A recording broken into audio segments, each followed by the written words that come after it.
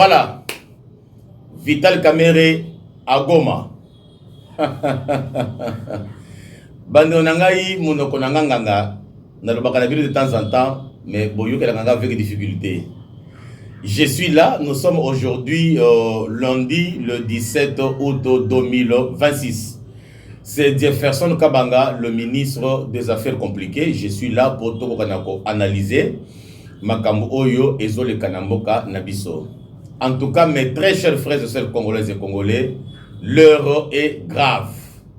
L'heure est grave. Tomoni Vital Kamerhe Nagoma a commis Nagoma samedi dans les après-midi. Ake kosala nini kuna? Bozalawana, Bolanda, Bokoyoka, Masolo. Mes très chers frères et sœurs congolaises et congolais, bonjour, bonsoir et bonne nuit, selon l'heure à laquelle vous allez nous suivre. Nous, c'est Jefferson Kabanga, le ministre des Affaires compliquées. Kakandenge na lobaka na bino ke soki makambo eza penda kimia nga Kabanga bokomo na ngaite. Mais lorsque makambo ekomi mbindo, lokole to komi na ngona moya lelo, là je dois être avec vous à chaque moment et chaque instant pour pouvoir vous expliquer. Voilà au moins le sujet sur lequel nous allons parler aujourd'hui. Mais comme d'habitude, ceux qui osent émission, la première des choses, il faut liker. Avant qu'on lande émission, liker d'abord. Après qu'on like, on lande émission. Après émission, on salue peu commentaire parce que nous avons un monopole, il y a savoir que toujours complétané. Et après, il faut qu'on soit abonnement, ceux qui n'ont pas abonnement, parce que à part cette chaîne ici, n'andimité que place mususu bokozoa ba vérité, ba analyse sans complaisance, qui est la voix audible, le col générique nabiso et zoloba. Et après cela, il faut partager aussi le lien pour permettre Congolais nyonso et si kazwami a kokana kozoa information. Yamunde na vandeli awa. Bande konangai nazo tombela bino d'abord. Bon début de la semaine. Kimia ya tata Nzambe ezala na mabota na bino, na misala na bino, bozala kimia bongo marsolo ekokana ko avancer. Bandeko nangai lelo na tongo awa na premier numéro ici, nous allons parler des présences ya Vital Kamerhe na Goma. Ake kosala nini? Ake kokota rébellion? Nous allons analyser. Alors, Bandeko nangai, je commence d'abord parce qu'aujourd'hui, en tout cas, vous allez me supporter. Je vais vous dire des vérités et nous allons analyser ensemble avec vous. Lelo penda nazate pona loba makambo eko sepelisa mitema na bino, mais na kopesa bino vérité. Même ceux qui vérité zo sala passe na motema, mais ekotika la kaka vérité. Et na yebi que na émission oyo ezana ba oyo ba kofinga ngai lokola ba mesana kofinga ezana ba oyo ba ko traitenga de tous les mots possibles, mais je suis là pour vous informer. Bande konangai boyebi la semaine passée, ce qui mémoire nanga ezo trahir ngaité, c'était mardi ou mercredi. Na salaki bino émission, na tcheleki bino vidéo Martin Fayulu na France à Kendeki na Poto, précisément na France. Et le konini Martin Fayulu à Kendeki Kosala na France, parce que na zobanda na bino na ebandeli ti na suka na kokwa niveau Vital Kamerhe. Pour vous comprendre que nzela iza mulayi. Nani asali que Vital Kamerhe lelo akokana ko se retrouver na Goma. Goma oto zomona lokola zone rouge. Goma oto zomona ke non eza place ya bayini ya mboka bavandi. Batu oyo bazomona ba congolais nuit et jour bavandi. Prenez tout votre temps pour me suivre. Na yebisaki bino na émission ya mokolo wana lorsque Martin Fayulu a komaki na France. Na yebisaki bino que Martin Fayulu a gagné na poto pour 2 missions. Mais mission ya mibale parce que nazalaki penza na ba élément nyonso te na lobelaki bino yango te na beti kaka mission ya liboso. Mission wana ezalaki nini? Mission ya liboso, Martin Fayulu akei po akende kosala lobbying bakoka na kokutana na Hippolyte Kanambe selon ba contact na bango, parce que na lobaka na bino de temps en temps kendenge za boye Joseph Kabila bolimbi selo na benga yebongo, puisque nde kombo a présenté biso, quand bien même toyebi que aza rwandais kombo na ye Hippolyte Kanambe, mais awa a se présenté ki lokola congolais azwaka kombo ya ndeko na biso ba congolais Mosé Laurent Désiré Kabila yango nde ami bambaka Joseph Kabila. Alors lorsque Martin Fayulu akei na poto, précisément en France, ndenge bozomo na bilili wana ndenge bayambaki ye, akendaki po akende kokutana na délégation ya Hippolyte Kanambe. Pona nini Martin Fayulu akendaki pona kokutana avec délégation ya Hippolyte Kanambe? Boyebi bien que Hippolyte Kanambe azana 3 têtes, azana mitu misato, aza monstre. Mutu ya liboso eza AFC M23. Mutu ya mibale eza Sauvons la RDC. Mutu ya misato eza C64. Mutu ya liboso bango AFC M23 bango nde batu baza na front na bitumba bazobundisa mboka na biso. Mutu ya mibale Sauvons la RDC bango nde batu baza lokola diaspora na ye, bango nde batu baza lokola o bazo sala comment je vais dire, politique externe, affaires étrangères na ye. Et mutu ya misato C64 eza ba oyo baza na mboka awa na Kinshasa. Alors Martin Fayulu est un membre, il y a méga plateforme, il y a 3 têtes, va rencontrer difficulté ici na Katiamboka par rapport il y a dialogue au bango bazo proposé selon format na bango, alors que ici à Kinshasa on a dit que dialogue oui, nous allons faire le dialogue, mais le dialogue au Tokosala selon le gouvernement de Kinshasa, Tokosala dialogue na bato oyo baza na makila ya ba congolais na maboko te. Ça c'est selon la position de Kinshasa. Mais selon la position il y a C64 oyo eza branche politique interne, il y a Hippolyte Kanambe bango bazolo bakeno dialogue il faut ezala inclusif, il faut que bato oyo nyonso basimi manduki bazala awa to solo na bango to yoka bazolo ba nini. C'est pour faire pression na gouvernement, c'est pour faciliter chef na bango akoka na kozonga na kati ya masolo yango nde mosala bango bazo sala o makambo na zoloba ezouta na monoko na ngai te.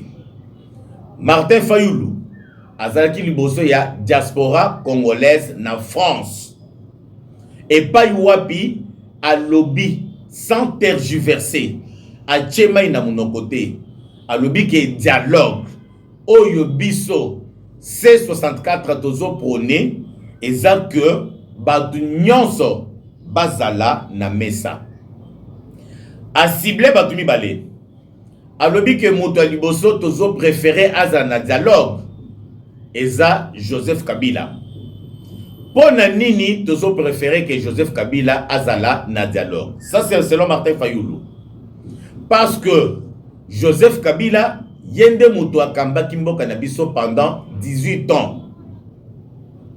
comment se fait-il que Mutu Oyo a dirigé Mboka pendant 18 ans et que Mutuwana, le lot a comme rebelle. Le lot a comme numéro 1, il y a M23. Le lot a comme Yende Mutu Azo soutenir sur le plan financier, logistique et militaire, Batu Oyo Bazoboma, Congolais à l'Est. Il faut que Kabila aya na mesa. Aya ko expliquer biso le pourquoi Ake Kosimba Manduki. Ça c'est le Martin Fayoulou. Martin Fayoulou a continué. Azo lobake. Il faut que Nanga pe azala na mesa. Parce que Nanga yende muto azala ki président ya Seni. Yende muto a proclamé qui Félix Tshisekedi lokola vainqueur. Il y a élection en 2018 alors que Tshisekedi a quitté. Là c'est Martin Fayoulou qui dit. Aya pe koyebisa biso que comment se fait-il que yo mutu au proclamé que Tshisekedi comme président alors que Tshisekedi a quitté, c'est que Olinga qui est.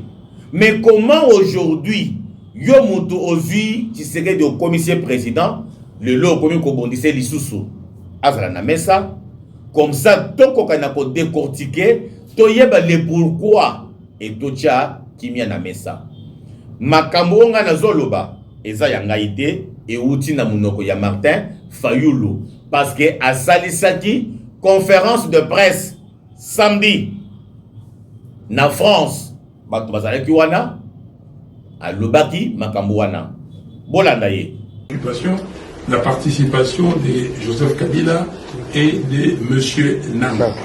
Ils sont partis de là. Kabila a dirigé ce pays. Son statut, vous le dites comme vous voulez, et il a dirigé ce pays. Il est là. Ils ont dit que celui qui arme, celui qui finance le M23, l'AFC. Mais il doit venir. Il doit venir pour dire pourquoi il le fait. Quel est le problème? Nanga, il était président de la commission électorale nationale indépendante.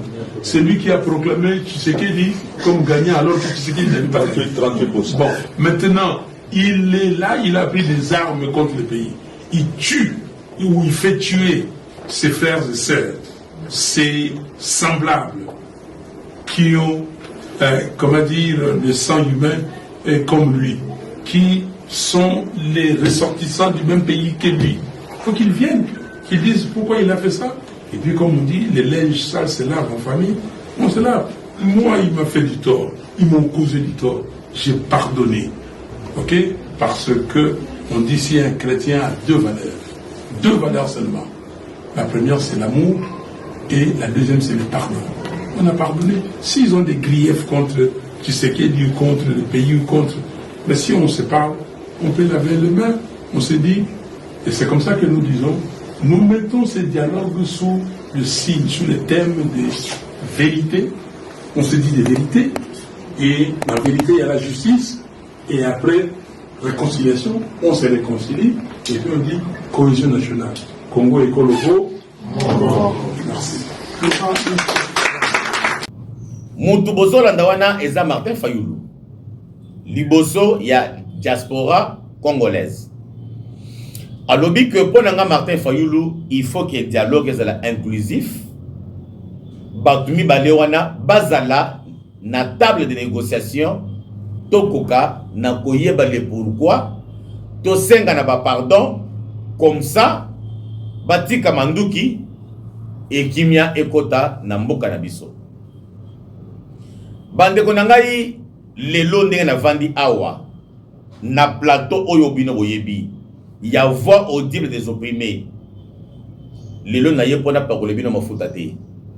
vais vous dire des vérités, mais qui vont vous faire mal. Mais c'est la vérité.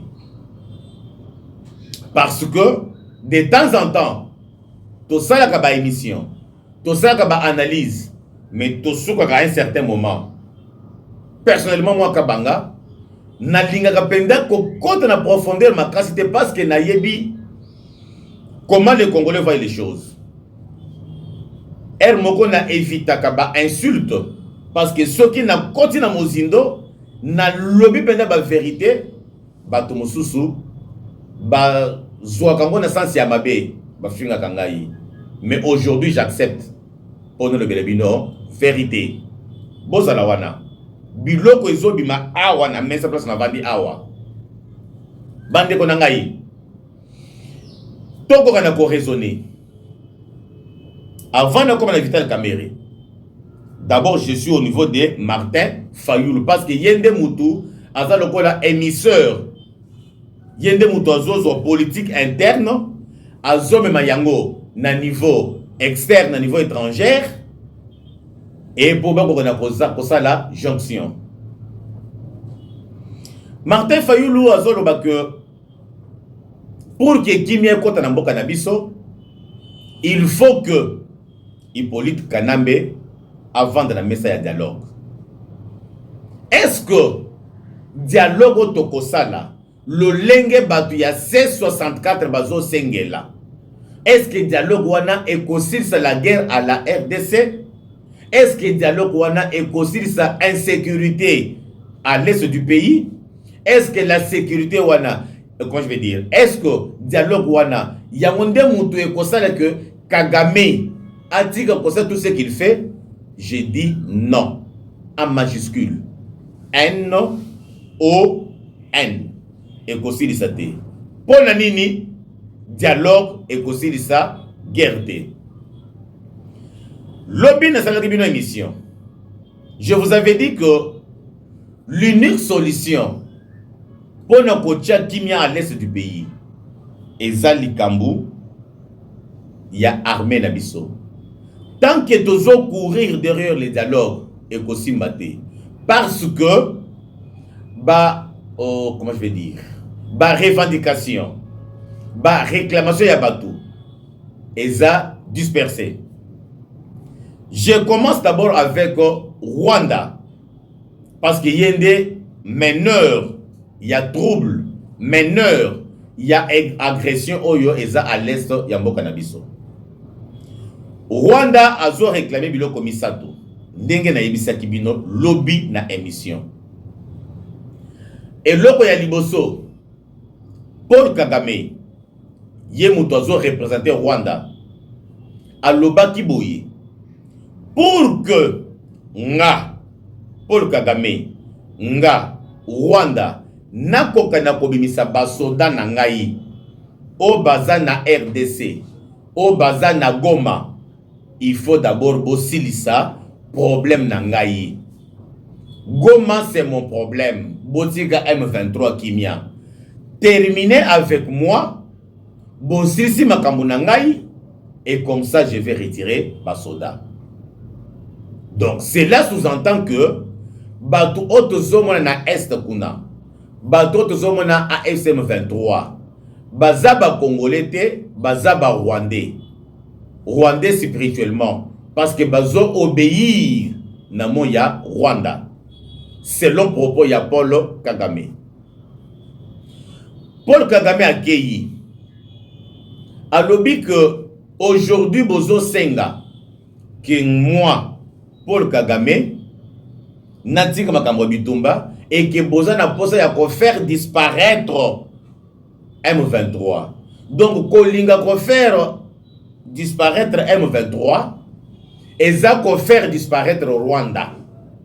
Wana maloba ya Paul Kagame na loba ki on a émission à lobby parce que aujourd'hui tozo beta lisolo kaka ya Vital Kamerhe mais avant na comme na Vital Kamerhe na zobanda na bino na ebandeli pour beaucoup comprendre ti le lenge nini Vital Kamerhe a vu avion à Kiti na Goma. Nazo continuer. Paul Kagame a lobby ndenge za boye eza na mabele na biso ba Rwandais.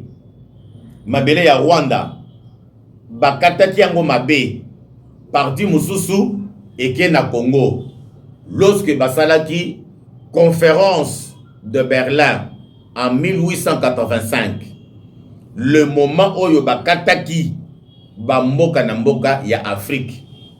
Selon Paul Kagame, azolo que ba limite wana, ba frontière wana, il faut revoir ça parce que ma belle biso na Congo, il faut que mabele na biso ezonga comme ça na tiki likambo ya bitumba na Congo. Mais tant que ba revoir ba limite wana te nga pe na kotika bitumba te.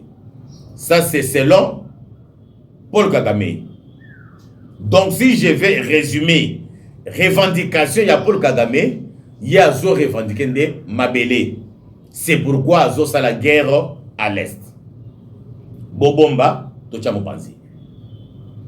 Na kesiko na nanga mutu oyo azo représenter oza coordonnateur ya AFC M23. Pona nanga asimbi manduki pona nini? Nanga lobike na simbi manduki parce que carré minye na ngai ba botoli yango et pas ya régime ya Kinshasa. Soki na simbi manduki eza pona carré minye na ngai, soki bazongisi carré minye na ngai na tiki manduki. Là c'est le point de vue de Corneille Nanga. Donc beaucoup moins que revendication ya Nanga na revendication ya Paul Kagame c'est différent. Mutu na mutu azomona intérêt na ye. Revendication ya Hippolyte Kanambe ya zo réclamer nini? Hippolyte Kanambe a zo réclamer le contrôle ya RDC.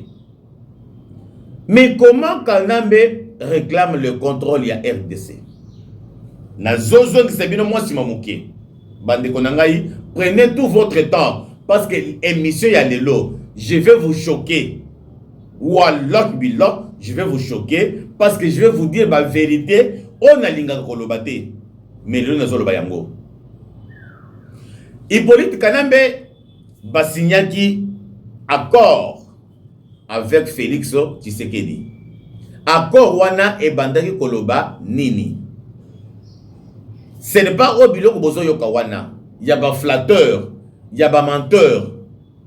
Mais accord e bandaki koloba boye. Loko la yo Tshisekedi obimi président de la République. Mais aux na majorité parlementaire te. Ngai Joseph Kabila. Nde mutu na majorité ya ba député. Toko sala cogestion. Toko gérer pays ensemble. Et kozala yo mon côté parce que ça président. Non, moi aussi nazana batu na ngai na Assemblée nationale. Tshisekedi n'avait pas de choix. Il fallait qu'à andima. Et ça ne sera pas la première fois, ni encore moins la dernière fois. Je peux vous rappeler, en 1960, lorsque nous eus indépendance, élection et Salemi. Lorsque l'élection est Salemi, le président Joseph Kasavubu, Yende Moutabimi, président de la République. Mais à Zalaki, la majorité parlementaire. Patrice Emery Lumumba, Abimi, premier ministre, Yende Moutouazalaki, la majorité parlementaire. Et Pesaki Passi, Pona, Kojere Mboka. Parce que Kasavubu, Abanda Kolobakeno, Ngande, président de la République. Ngande, symbole de l'unité. Ngande, le garant de bon fonctionnement des institutions. De l'autre côté, Lumumba Abanda Kolobakeno, c'est moi le premier ministre. C'est moi qui ai le Parlement parce que la majorité parlementaire m'appartient à moi. Les restes, Binomoko Boyima Kamundenge et les Kaki, je ne vais pas entrer en profondeur parce que vous avez besoin de Moulaï. Je boucle. Et ce n'est pas seulement dans notre pays. Makamwana et Salema Nabambo Kebele. Bokongo na président. Abimi président, mais Azana majorité na parlement. Et comme Kabongo. Ce n'est pas au Batubazoko Sabino que accord au Signaki na Kabila Ezaki Sokinde Nini ngana ibité, mais accord Ezaki que le collègue du président aux la majorité donc gérer ensemble. Basali Sikoyo o ilo tobando ko benga FCC cash. Na FCC cash babanda ko gérer batumi balé. Tshisekedi na Kabila. Mais Tshisekedi s'est retrouvé devant un dilemme. Tshisekedi s'est retrouvé devant un problème sérieux à tel point que Akokaki ko gérer sous Mbokate. C'est-à-dire que la même situation Oyekomaki na 1960 entre Lumumba et Kasavubu, c'est la même situation qui s'est répétée encore en 2019-2020 tant que la coalition FCC cash. Tshisekedi Akola Mokanatongo a eu décision en tant que président de la République, a pris ordre na ministre, a pris ordre na DG, a pris ordre na PCA. Mais étant donné que Batouana Baoutaki na FCC cash, moyen ba respecter yango et ça l'a quitté. Parce que pour le respecter, il fallait d'abord de se référer na Kingakati. Parce que Bino Nanga Toyebi ensemble que le gouvernement que nous avons ici dans notre pays, c'est un gouvernement parlementaire. Et la Kisinini, c'est la majorité, la majorité parlementaire. Bangunde Bakozala na gouvernement. Yaoundé Tolobaka na français que le gouvernement est l'émanation du Parlement. Donc, Moutou Oyo Akoki Kokota na Parlement. Dorénavant, il faut d'abord Azala, député national. Et ceux qui Aza Moutouya, majorité, Bako Kozoye. Ceux qui Aza Moutouya opposition, Bako Kozoye. Mais parce que na gouvernement au Basalaki na 2019, Batouya FCC cash, Bangondi Basalaki ba majoritaire, Bangondi Bato Ministère Premier ministre, Ilunkamba, Bangondi Bato Basalaki ba ministre ebele na kati ya gouvernement. Bien sûr, nayebi que ezape na ba ministre Moussousou, au Bakoki konomé moutou ministre alors qu'il n'est pas député. Ceux qui ont nommé Moutou ministre et qui ont député, Tobenga Batouana ba ministre extra-parlementaire. Donc, Bakeko Bendaye Libanda, le Kolanga Naza Boye, Naza ministre, comment je vais dire, Naza député. Mais parce que Monsieur le Président de la République a trouvé que Nakati Nangaï, Ezana moi Boyebi, Ezana moi Mayele, Ezana moi Makanisi, a Koki Kozwangaï, a Kotsanga na gouvernement. Nakokoma d'office ministre extra-parlementaire. Exemple typique, il y a Ndekonabiso, il y a moi si, Grâce Koutino, Aza député national, ni encore moins député provincial. Mais le lot Aza ministre il y a jeunesse. C'est qu'Aza ministre extra-parlementaire. Alors, le Kola Makambone Kendaki, avec le gouvernement Ilunkamba, Bato FCC et Simba Kité. Tshisekedi avait du mal à gérer le pays. Ndeba Kei na makamunyo sobino boyebi. Si Tshisekedi aye a Kati Libala. Il y a FCC cash à Tikali Moko. Hippolyte Kanambe a Tikali Sikoyo na qu'est-ce que c'est? Parce que à perdre le contrôle, il y a Congo. Abanda ko contrôler le Congo via ba député na ye o bazaki na Assemblée nationale na ba oyo ba kotaki na gouvernement parce que ceux qui député national a longo qui député a comme ministre a kozo suppléant na ye nde muto kozongela ye na parlement. Kabila a perdre contrôle, il y a une fluctuation na ye. Donc vous allez comprendre que Tozana 3 bateaux mais avec ou bien nous avons 3 entités mais avec des revendications différentes.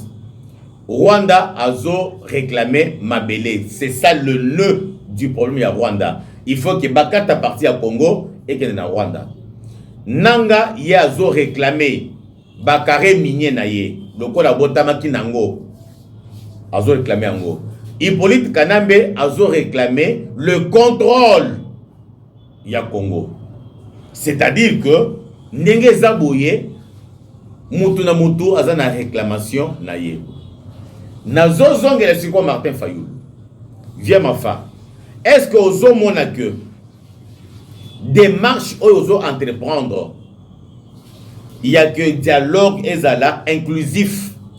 Est-ce que Kosimba to e Kosimba te? Parce que tout le Moutou azana programme na ye na revendication na ye. E Kosimba te. okoki ko convaincre Kabila, okoki pe ko convaincre Tshisekedi pour que tozongela d'une manière ou d'une autre, même na ndenge ya kobatama, parce que na gouvernement na ndenge ya mboka boye ezala makambo ebele sale makaya kobatama sans que population ayeba bakoki ko s'arranger. Est-ce que yango ndenge mutu ekoyebisa ekosenga que Paul Kagame atika ko financer M23? Kabila va trouver satisfaction na revendication na ye puisqu'à zongeli contrôle. Toke na nanga pe akoki kondima parce que lobi pe na sala ki émission na loba ke nanga ko kondima lelo ke non ndimi na tiki bitumba ici les sili mais kuna bako ko désavouer ba dit que non, tout ce qu'il a signé et engagé que Yemoko et engagé bisoté to sali désolidarisation biso na ye et ko commence sans impact. Mais acceptons que tu vas na messa ndengo solo ba wana nanga lobi ke non ça va bopesa ba karemi nanga na tiki bitumba. OK. Si tu es à côté de Rwanda, il y a pas que non, Ponatika, qu'on finance M23. Parce que beaucoup de l'eau Kabila, beaucoup de l'eau Nanga. Mais Kagame a la possibilité, parce que Zana Mbongo, il y a créé un mouvement Moussousou, à PSP Combo Moussousou, à Zupé Congolais Moussou de mauvais goût, à cause de la carte Livema, Babandi mouvement Moussousou. C'est que guerre peut qu'on a écossilate, crise qu'on a écossilate. Il faut aussi que Paul Kagame a zopé satisfaction. C'est-à-dire, de marche à Martin Fayoulou, et zo senga ke nanga azwa satisfaction na ye. Bazo sele bakare minier. Azo senga que Hippolyte Kanambe azonga na même mise sur la RDC. Azo senga que bakata mabele ya Congo bapesa na Rwanda. C'est ça la démarche de Martin Fayoulou qui représente C64. C'est que bangonde batu bazo senga balkanisation ya mboka na biso.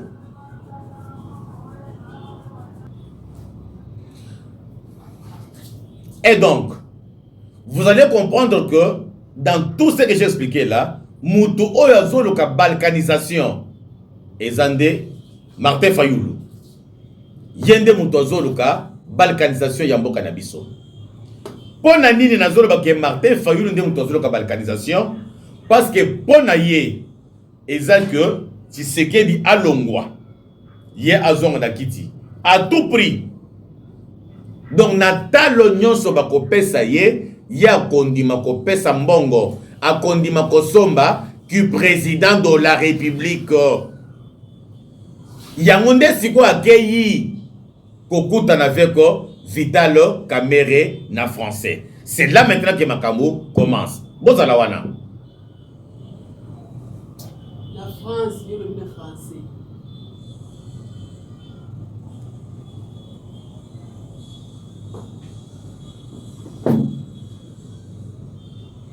Bozala wana parce que maintenant nazo banda kopesa ba vérité. Martin Fayoulou a ken na France. Objectif na ye ezalaki ya que akutana avec une délégation ya batuya Hippolyte Kanambe. Parce que boyebi bien que la France pèse beaucoup na insécurité aux zones de Kanambo Kanabiso. Lorsque Martin Fayoulou a accueilli, après avoir pris des contacts avec Hippolyte Kanambe, que vous appelez Joseph Kabila, Joseph Kabila a dit une délégation na ye, Bakei Bakutani. Tango Bakutani, Martin Fayoulou avait pour objectif de convaincre que Joseph Kabila a participé à un dialogue inclusif. Parce que Kabila a dit que makambo na bino dialogue wana etalinga ite nanga pe alobaki makambo dialogue na bino wana etalinga ite. Il fallait maintenant que Martin Fayoulou akende ko convaincre Kabila andi ma dialogue et tango kozonga awa bakosala par tous les moyens pour créer l'instabilité au pays, créer le désordre au pays pour na kotindika Tshisekedi akoka na kondima ke Kabila pe aya. Lorsque Martin Fayoulou a commis en France, a Koutani Nabatu ya Hippolyte Kanambe délégation na ye. Pour nini ba cibler France parce que ba yebi que la France yende mutu azana sima ya makambo nyonso wana et que la France yende mutu azo représenter Union africaine par rapport ya insécurité oizo salemana esamboka na biso.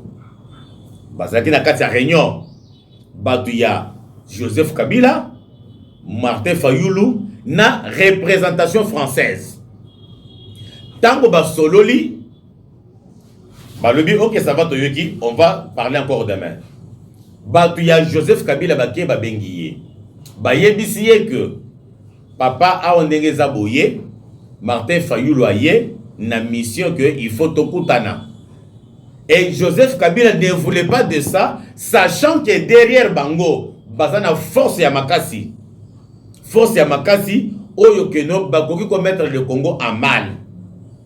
Mais parce que les Français, bazana ki on a kati réunion, ba peser aussi de tout leur poids.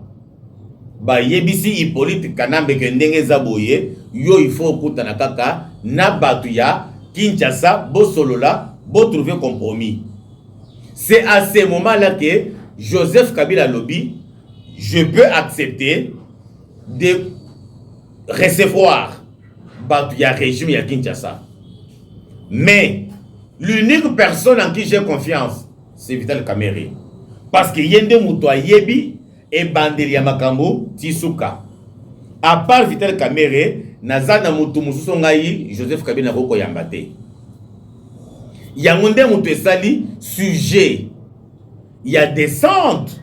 Il y a Hippolyte Kanambe na Goma. Qu'est-ce que je veux dire? Il y a Vital Kamerhe na Goma. Ndenge na Ocho Sabino que Vital Kamerhe se retrouve à Goma aujourd'hui, depuis samedi à Komakiwana.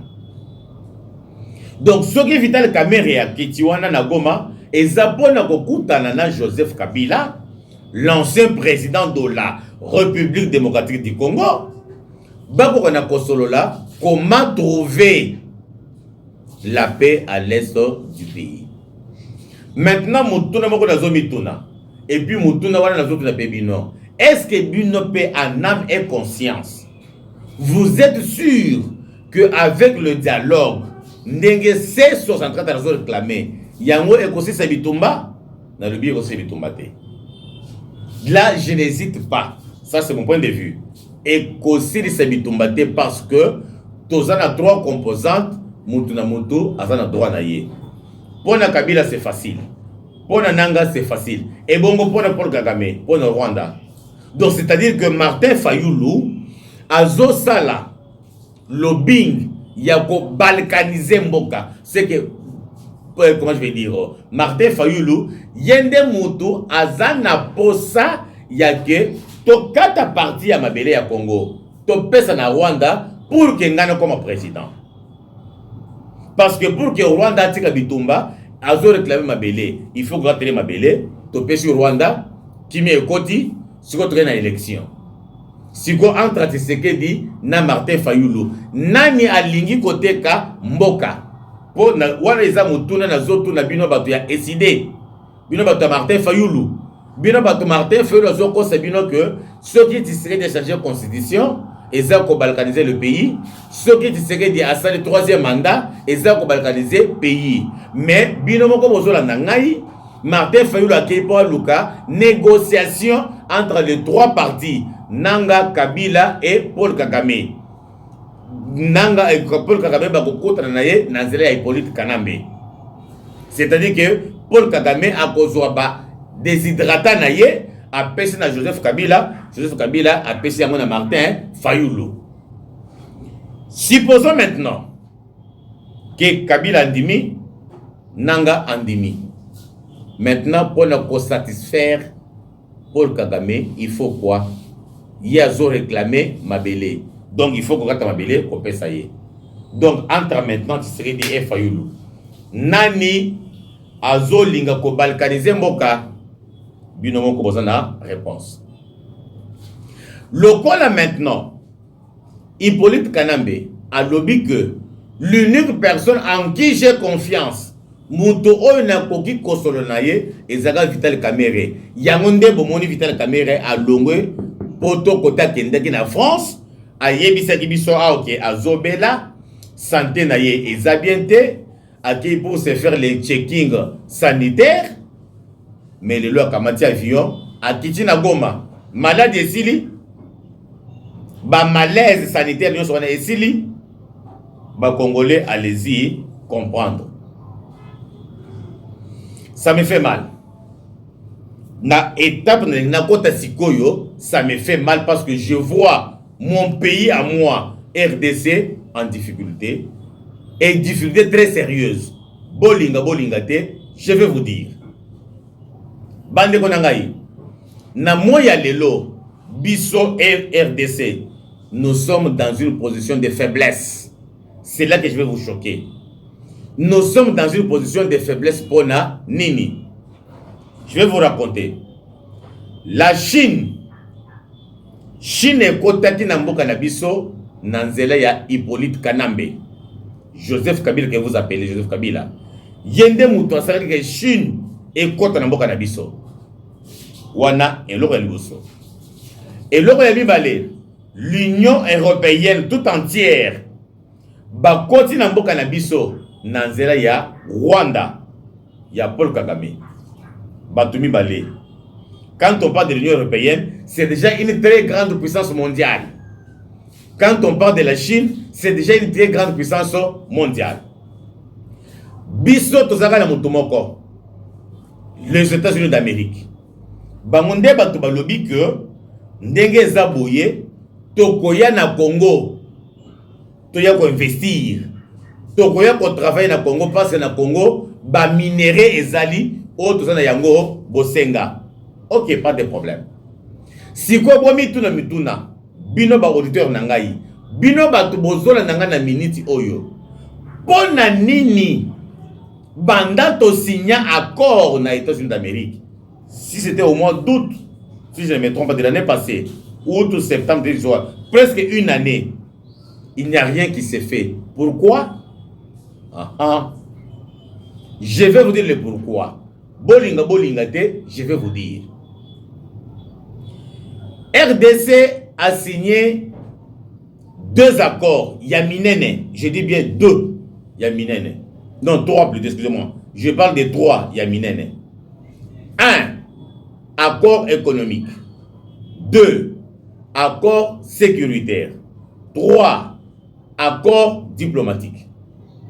Ndeba accord misatu Yaminene avec ba clause na yango oyo RDC a signé avec États-Unis d'Amérique. Je commence à expliquer accord par accord. Je commence par accord militaire. Pour l'accord militaire, c'est ok. Et Simbi, pas de problème. Puisque na zomona ba militaire américain bazoya na mboka na biso, bazana front bazo songa biso, bazana ba centre de formation bazo songa biso, bazo former ba soldats na biso. Pas pour longtemps na tchela kibino image. Lorsque ba militaire oyo bazalaki na formation militaire, tango basilisaki na centre ba pesi bango ba brevet, bomonaki ba élément ya Africom. Africom eza département américain de guerre. Bango nde bazalaki na centre de formation, babande pe ko former. Là pas de problème, impeccable. Tokei maintenant un accord diplomatique entre la RDC et les États-Unis d'Amérique. La diplomatie est au top, sans problème. Maintenant, le problème se pose au niveau, il y a accord économique.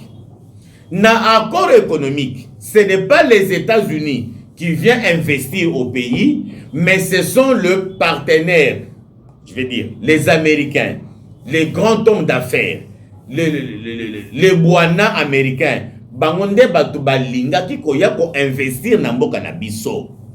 Baya ko tia ba société na bango, baya ko tia ba usine na bango, ba banda ko exploiter ba minerai na biso et que ba congolais bazo misala et que makambo et que ndeliboso.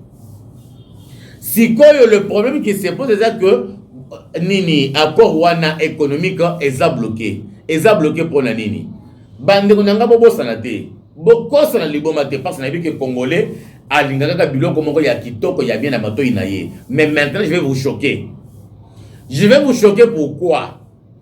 De la même manière que la RDC est en train de faire le lobbying na niveau ya ba grande puissance, c'est de la même manière que Batouana FCM 23 Rwanda, bazo ça paye lobbying.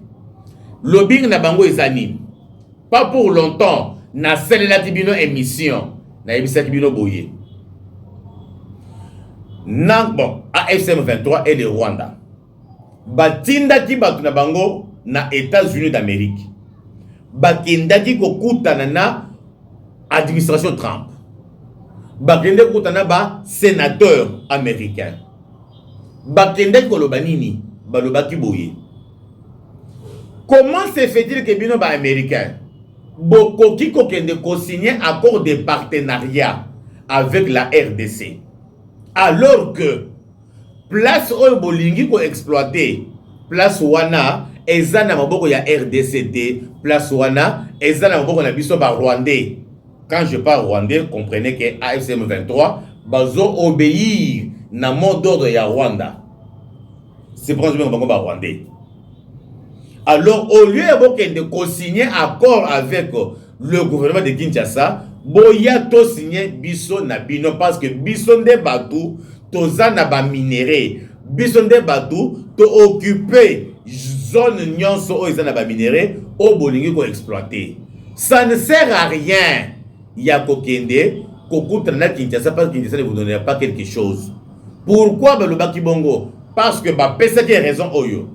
Balobi que ceux qui boyent les lots qu'on se joindre na biso à FCM 23 to signer un accord mbala moko boye bobandi ko sala exploitation sans problème, tandis que tango boke ko signer avec RDC liboso na bino bosa na biloko mibale et lors ya liboso il faut d'abord bo débourser montant, bo débourser les moyens ya kosala biso bitumba bo benga na biso tokende tango tokokende nde siko bino bokoya ko occuper terrain.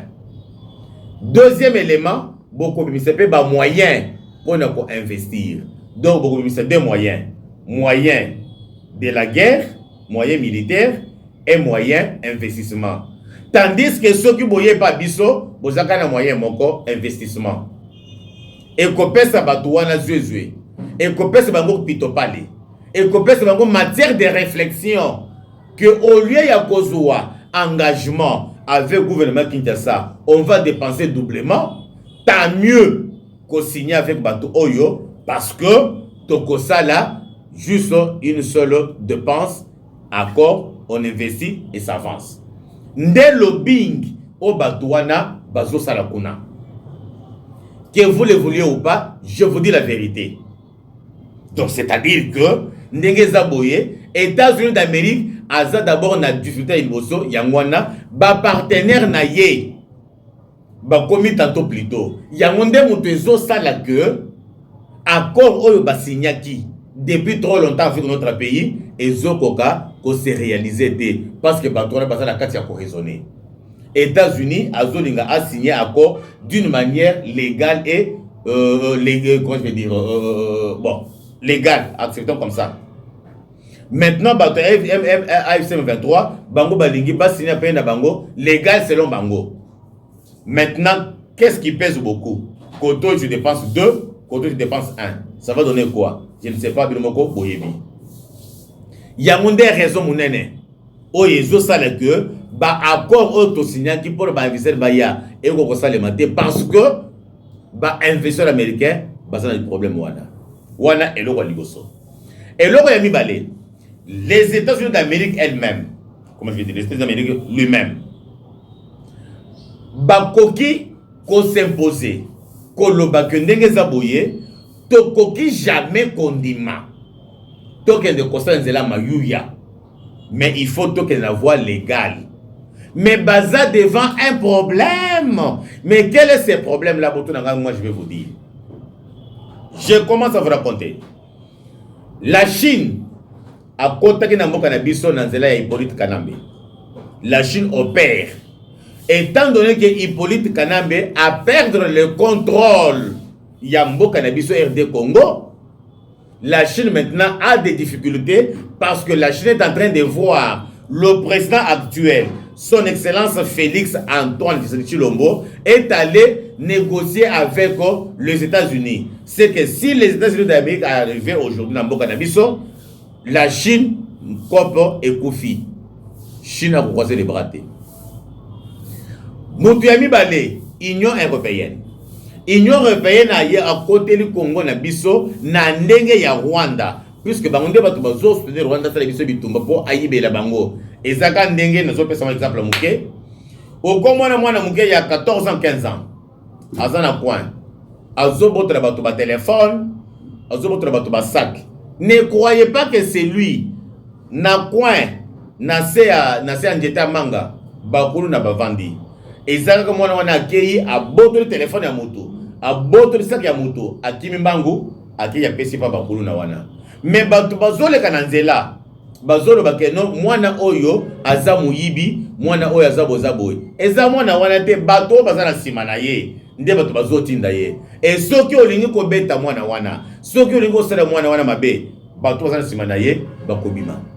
C'est comme ça avec le Rwanda. Rwanda za lokola mwana no muyibi et bakuluna baza ba communauté européenne ou bien Union européenne.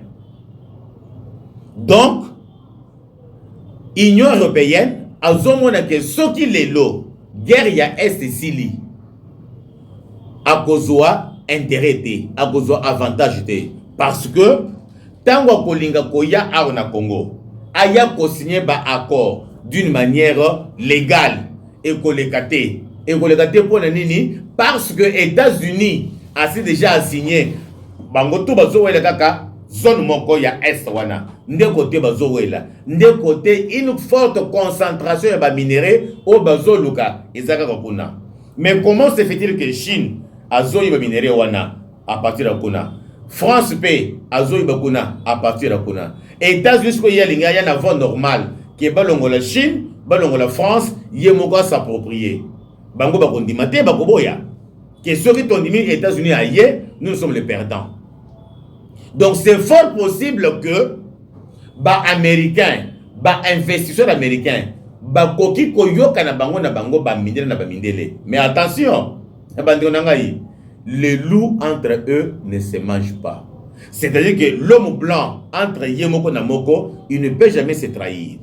Donc c'est fort possible que au Komona ba américain otoshiri motema lelo que tango ba koya ko investir, ba koluka ba sécuriser, ba changer face, ba ke koyokana na Union européenne, ba lubi ke no papa ye ndenge za boye au lieu bo signer accord avec la RDC, gouvernement central, bino bozo aux zone wana et que nous serons les perdants. To coopérer kaka na ba M23, bino bozo exploiter, bisopé to exploiter, Chine et exploiter. Et c'est de l'autre côté que nous allons perdre. Et c'est ce que Martin Fayoulou est en train de chercher. Parce que lorsqu'on va arriver à cela, c'est ça la balkanisation. Que vous le vouliez ou pas, c'est ça la balkanisation. Ça, c'est une émission pédagogique. Et il y a la matière très profonde. J'ai fait les analyses ici en tant qu'analyste politique, en fonction des enjeux de l'heure.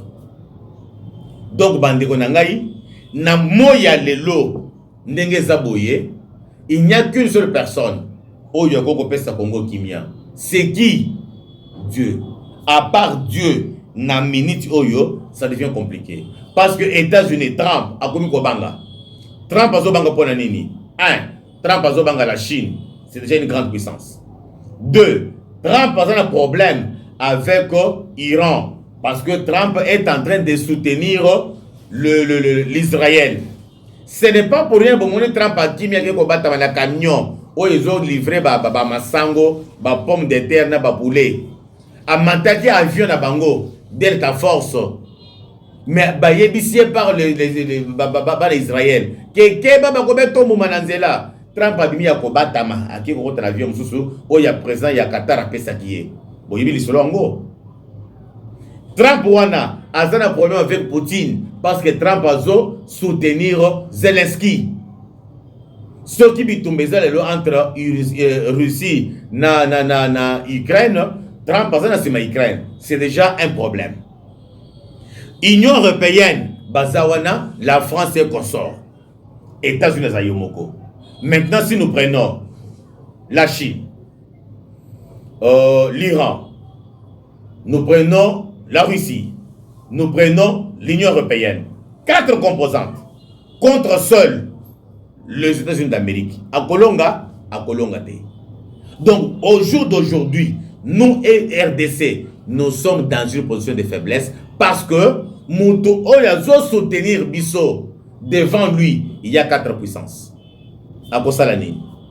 Donc, c'est fort possible que Tokomon a accord économique auto-signé entre RDC et États-Unis d'Amérique et Kosalemate parce que États-Unis Zobanga.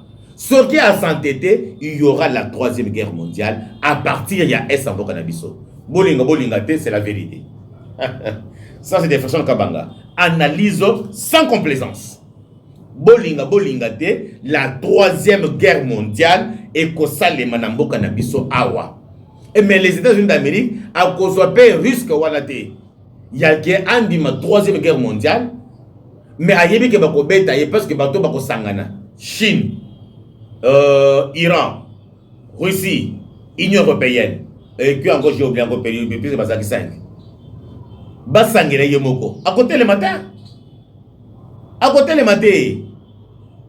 Donc, Bande Konangaï, na minute à l'élo, si ce n'est que Dieu seul qui peut intervenir. Ce qui nous embêtait, ils ont passé. Ça, c'est la vérité incontournable. Pour tout celui qui est un bon politicien et un bon analyste politique, il doit comprendre mon raisonnement et mon analyse. C'est pourquoi Vital Kamerhe se retrouve aujourd'hui na Goma, à Gebo, à Solola, na Hippolyte Kanambe, Baluka, par quel moyen on a retrouvé Kimia na Mboka na biso mais ekosalemate ekolekate parce que ba intérêt a partagé. Même ceux qui au Rwanda aujourd'hui andimi que non ndenge za boye na tiki bitumba makabe mabele na tiki. Siko bato bazana sima na ye.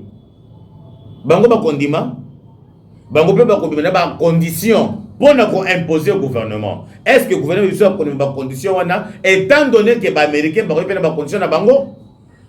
Waouh! Non, que Dieu intervienne pour la RDC. Sincèrement. C'est là que j'entre maintenant dans le deuxième point. Quand même je vois Jules Moulindo. Oui, tout ce qu'il fait, c'est juste pour la consommation locale. Hein? Excusez-moi le terme. Tout ce que Jules Moulindo est en train de faire là, c'est pour la consommation locale. Mais une bonne consommation, c'est une consommation locale et extérieure. C'est ça. Jules Moulindo lobby azalaki na stade Tata Raphaël bazaki na Milou na bango ndenga mesana kosala ba croisade bani na ye. Ayewana lobby tout ce qu'il pouvait dire, mais avant de faire le commentaire, de faire la analyse, suivez d'abord Makamolo Baki.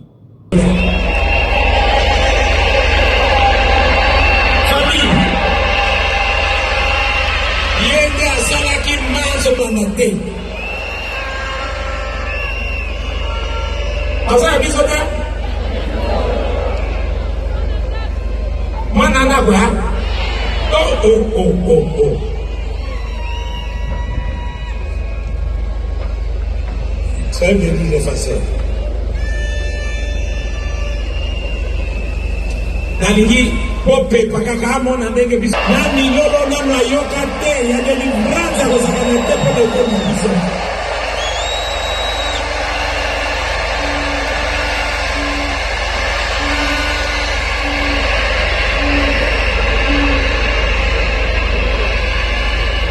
Bote na biso kozana esengi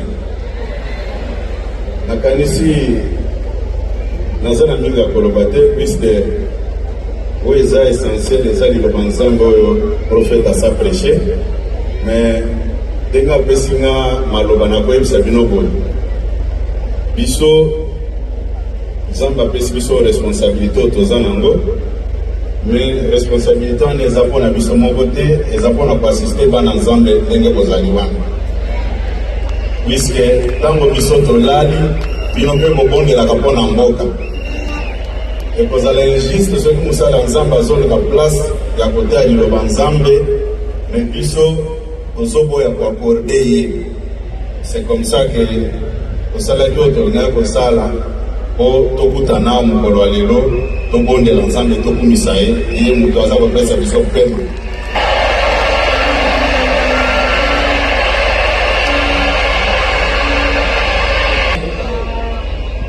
Tobondela mpona mboka na biso République démocratique du Congo na mpona tata mokonzi ya ekolo na molongani na ye Lisenge première dame. Nzambe apambola bino.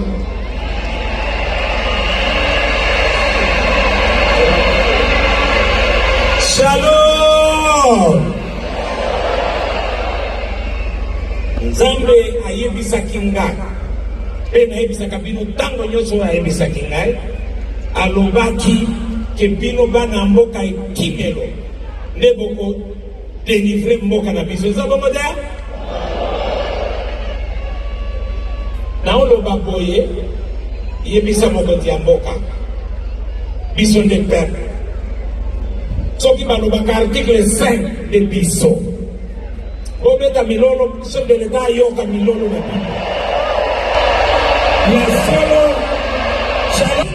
Est-ce que vous avez un makila bokonzi abunisaka bakonzi ba religion ebele bayaki koswanisa biso bana mboka na bakonzi na biso neti na nzambe apesi biso na mboka ya ekime. Chef alobaki soki peuple elobi akoba na mosala akosala. Peuple bolobi chef akoba na mosala lakisa yango na miloko na mosala. Famille biso nde torepresente peuple na biso. Baopoza bakoselaka biso makambu kanga loba topoi bango. Wana eza Jules Molindwa alobi makambo na ye. Selon lui azoloba que tozo senga na président de la République akokana ko continuer na misala na ye, akokana ko continuer na makambo na mboka na biso, a changer constitution, a continuer président parce que l'article 5 il y a constitution na biso ezopesa biso peuple makasi parce que biso nde bakoli bokonzi biso le peuple kondimi que y a continué.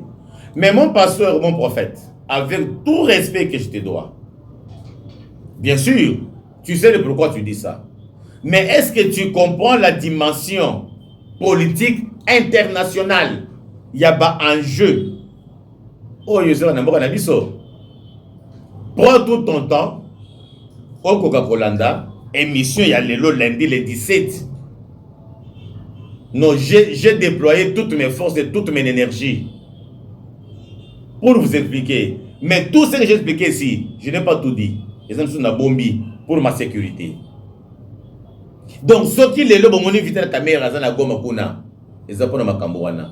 Mais mon pasteur, ils ont pas bongo. Bon, ok. Parce que yo me cause la prophétie. Au début, me cause sur la kananzambe. Au début, nzambe de mutolobi. Ok, c'est bon. Mais que ton Dieu là puisse intervenir. Parce que si Dieu n'intervenait pas, selon le contexte actuel, il y a makamundenge sur le kanambo kanabiso, Jules Molindwa, Okobima, aventurier pour rien, Okobima, un menteur. Il ne faut jamais utiliser la parole de Dieu, n'a pas futilité. Il ne faut jamais utiliser les noms de Dieu, n'a makambo yobike non, aux ostara yango pour un sentiment na yo. Les enjeux de l'heure. Non mais c'est très compliqué.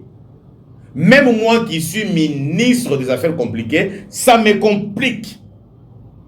A fortiori, vous les pasteurs, les hommes paisibles. Vraiment, c'est très compliqué, Bande Konangaï.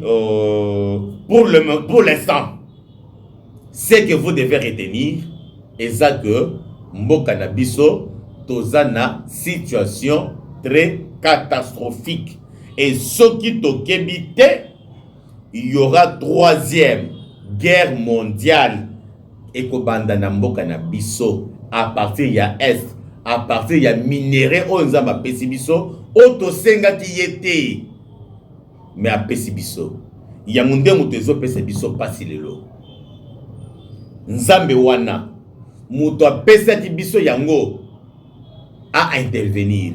Parce qu'à notre niveau, tokokokate. Tokokokate parce que tozana partenaire moko. Mais batro bazana ngamu na biso, bazana ba partenaire ebele. Chine,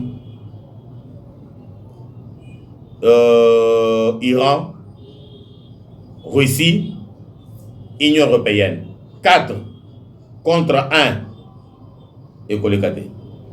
Alors, pour le premier numéro, j'arrête par ici. Nous allons continuer dans le deuxième numéro, Inch'Allah.